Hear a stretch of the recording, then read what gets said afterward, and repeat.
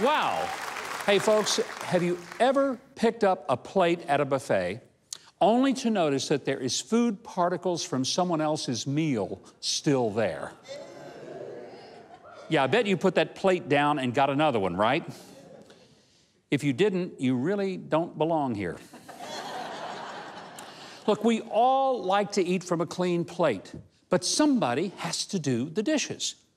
Now, I've heard time and again how dirty politics is, and I've met a lot of people of faith, particularly people of faith, who say they don't even vote because they want no part of the process. I bet those same folks whine and complain when they think their taxes are too high, or when they have potholes in their streets, or their kids come home from school knowing more about being transgender than about trigonometry. But the laws that you live under, the roads you drive on, the quality of the hospitals in which your family members have surgery, the quality of the schools that your kids and grandkids attend, and the security and safety of your neighborhood is the result of someone's politics. Now, if you decide that you aren't going to engage in the process, you get what you deserve, and you might not like it, but you've forfeited the right to complain. You see, not voting is essentially saying you're fine with whatever the politicians do to you. When I was governor and I'd speak to high school students, I would always begin by asking if they were interested in politics and government, and if so, raise a hand. It was rare if there were more than a couple of hands in the air. And when there were, those were usually the kids that somebody beat up for their lunch money. You know what I'm talking about? Then I would surprise them by telling them how glad I was that they didn't have an interest in government or politics. Because here's the dirty little secret. Politicians don't care what the people think. They care about what the voters think.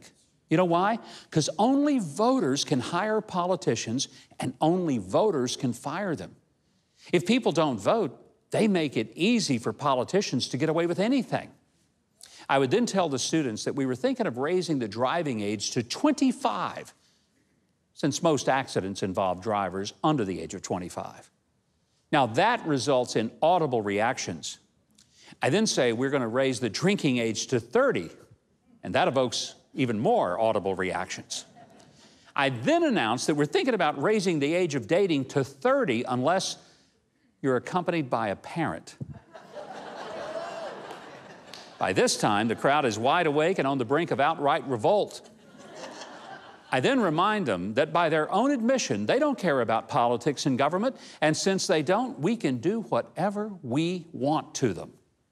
The one thing that would make us reconsider would be that if they became voters, because voters are the ones who hire us and the only ones with the power to fire us. High school students then get it, but do you? You don't have to like politics any more than you like doing dishes or laundry. But you do dishes and laundry because clean is better than dirty. Now, we're just days away from an incredibly important election. You don't have to like the processes. You don't even have to like the people in the battle. But sit it out, and you get what the people who did vote will give you. If you don't like some of the politicians, then vote and fire them. Yep. I bet you want a clean plate. So please, please, step up and help do the dishes.